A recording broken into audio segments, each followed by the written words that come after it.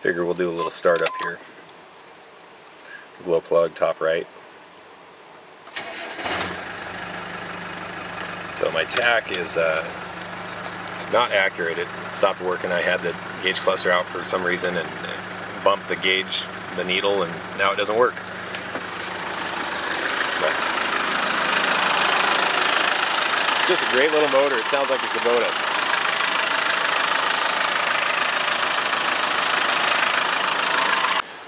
So looking under the hood, we've got 300 TDI, factory air conditioning. This truck has ice cold AC, and man, there is nothing better. ARB diff breather. So we've got 4 lines coming out of it, one for each differential, one for the transfer case, and one for the transmission. Super great system.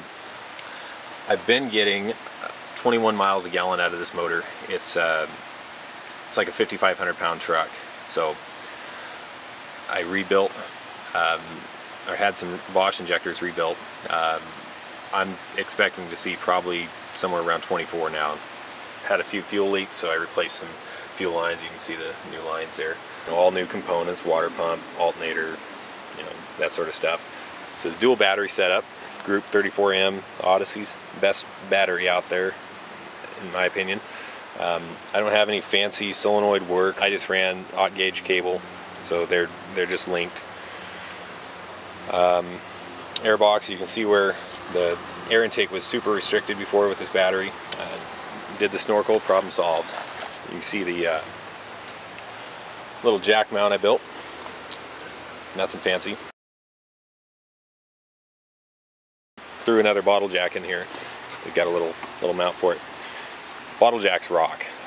In fact, the Land Rover bottle jack does not suck. This guy, it's a 2-stage jack. With 33-inch tires on this truck, I can lift this thing 4 or 5 inches off the ground. It's a sweet jack, and it's all aluminum. Best bottle jack I've ever seen. It's one of the few things that Rover does well. Make jacks. Top view of the rack. Got sweet little tie-down points right there. Mesh floor for firewood and so on. 2 jerry can spots, CNC cut on my table. Max Tracks, using the Max Tracks mounting pins, just set some tabs on them. Those things rock.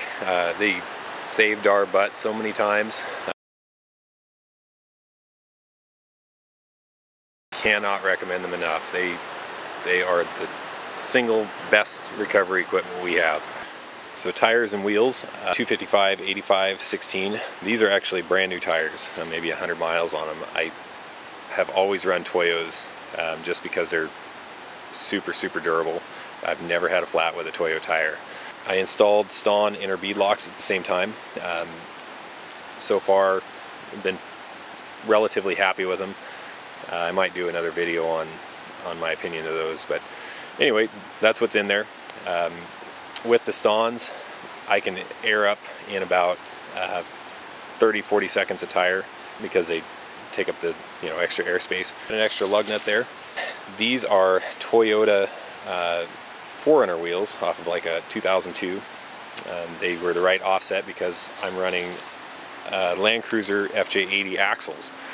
High pinion 8-inch front, full floater 9.5-inch rear, factory 410 gears, ARB lockers, of course, front and rear. Clean install. I mean, as far as